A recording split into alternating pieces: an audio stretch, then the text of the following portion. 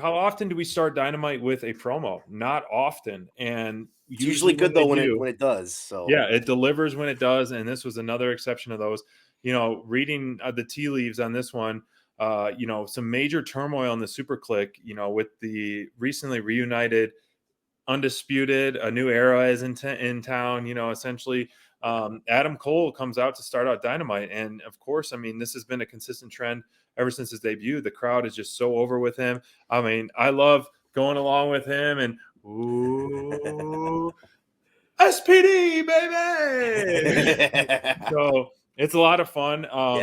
I know he's working so good as a heel, but I feel like the Young Bucks are getting more boos. He's so good being this like conniving heel, Adam Cole. But if you were to pit these two teams together, who are you going to turn babyface? Even though Adam Cole is getting in Undisputed is getting so much pop from the crowd, but they're still leaning into that heel vibes, where the Young Bucks are kind of like not as much leaning into him. Like, like, come on, man, what's going on? Where were you? Like they're just getting left in the dust. Almost you feel bad for them, like the little brother left behind.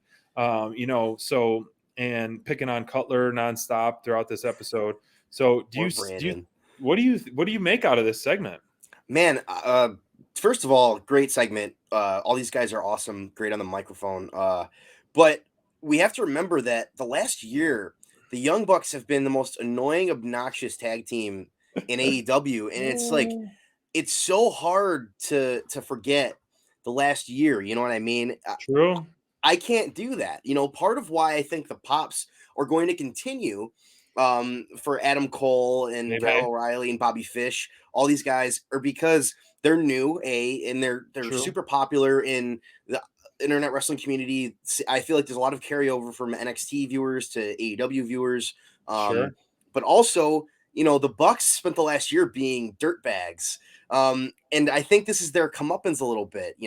They're kind of getting it back at them. It's their I don't know, it's coming back to bite them a little bit, because now they don't have Kenny, the belt collector, protecting them in some ways. That would be their wild card. Honestly, I think the Bucks are outmatched and outnumbered with they themselves are an elite team in and of itself.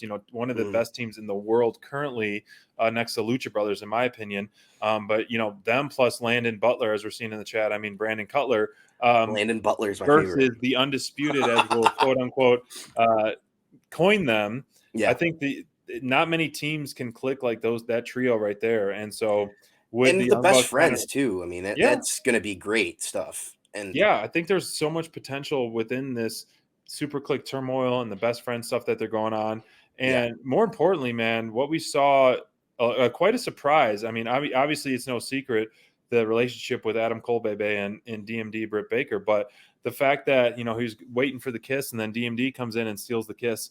I'm loving where that led to later in the show, that we were getting another intergender match out of this. I think that is a fantastic booking. Does Britt kind of, after her successful title defense, this is the next segue. And we saw Statlander and, Crayfish and I talked about it on our Saturday Night Slam show. Like, next in line almost makes sense for Statlander. And then sure enough, boom, Statlander makes a debut. We get a intergender match, and then hopefully down the line that we will see that one-on-one match. So the booking for her is all right now. I think the stars are aligning. Pair up with your man, dominate a little, and then dominate again as a singles champ. It's great stuff for 2022 already. After receiving those PWI awards from the DMD, the stars are rising. All like what, 3 of them? Yeah, she got 3 of them. Congratulations, DMD. She deserves all. That's great. So for sure, love that. But yeah, dude, you're spot on with this. Segment was fantastic. The end was great when they set all this stuff up for the rest of the year. Man, like 2022 is gonna be a banger. It already is. Absolutely. And obviously we got a lot more to talk about with the show, but the start of this was great, and it just kept going the whole time. The momentum just stayed with Dynamite tonight. Absolutely loved it. It did. I got to give props to, Cutler, as he always does, man. That cold spray gimmick doesn't get old. It's my favorite. Funnier and funnier every single week. And it's the fact that he was spraying the DMD and she was just eating it up as well, man. Everyone wants a hit of that cold spray, man. It's like the magic juice out there for sure. Hey, man, when we were at All Out, that cold spray felt great. Yeah, I'm not agreeing. Yeah, like I know that he uses it as a weapon, but man, I think that it's like refreshing and fantastic. So I appreciate Brandon doing his thing to help everybody out. Good Right. stuff. Great job.